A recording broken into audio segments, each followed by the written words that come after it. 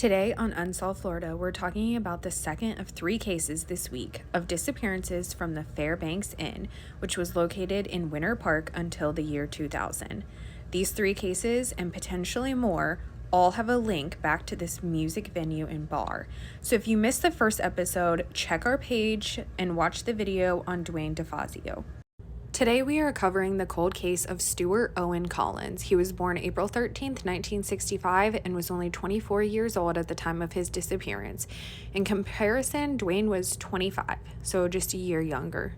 7 months after Dwayne's death, on January 1st, 1990, the Collins brothers threw a keg party at their lake house in Orlando.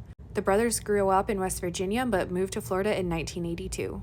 Just a note that websites have different dates of his disappearance, just in case someone decides to research this case after watching this, but the news article from the Orlando Centennial notes his disappearance on January 1st. Those pictures were the brothers' house, and this is an overview of where they lived. That night, Stuart got a ride to the Fairbanks Inn and was dropped off. It was unclear if the person who gave him the ride stayed at the bar as well or just dropped him off. Stuart and his brother Scott frequently visited the Fairbanks Inn, but Scott said he would never go alone, and he isn't sure why his brother left their house party to go to the bar so late at night. That night at 1:30 in the morning, Stuart called his roommate, who lived at the house with the Collins brothers, to tell him he met a woman at the bar and the woman's husband was also there. Allegedly, he told his roommate, quote, "If you don't hear from me, worry about me." The police were able to identify the woman, and she denied flirting with him but confirmed she talked to him for a short time. She left the bar with her husband and they went home before Stuart left. According to witnesses, after this call, Stuart walked up to the drive-thru section of the bar and purchased a 6-pack. He left walking away from the bar and hasn't been seen since. Stuart was born in West Virginia, the youngest of 5 sons, shortly after his father's death. He was raised in poverty and lived in public housing. Scott and Stuart were very close and played together in several bands at night while Stuart worked as an electrician during the day. He was popular with women and also enjoyed fishing and water skiing. Going to the inn on Sunday night was kind of a ritual for the brothers. The bar opens its microphones to would-be entertainers, and the brothers usually went to size up new bands. Scott described his brother as a material boy who was interested in owning nice things. He owned a boat, 2 cars. He doesn't believe his brother would have simply left all that behind. Even if Stuart did leave alone, the woman and her husband could have still been involved. Maybe they invited him over for whatever reason and asked him to get the beer while they went to get their car.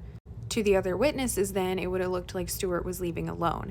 Given Stuart's cryptic warning that if you don't hear from me, worry about me, there might be a connection there. An article from the Orlando Centennial from July of 1990, not this one pictured here. The Orange County Sheriff's Detective Tom McCann said, "Our clue bag is empty." They were baffled by Stuart's disappearance. Quote, "We just don't have any leads to pursue at this point. Maybe somebody will remember seeing him. It's odd that someone would just up and go when everyone says he wouldn't do that." Unfortunately, this is the only picture on the internet of Stuart, which is kind of unfortunate because his eyes aren't open, it's sideways, and it's just not a good picture.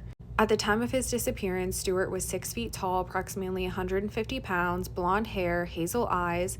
The police have exhausted all their leads and are hoping someone who was there that New Year's night will come forward and reopen Stuart's case. If anyone out there knows anything about Stuart, please help Scott bring his brother home. It's time. Anonymous tips can be made through Crime Line by calling 1-800-423-TIPS.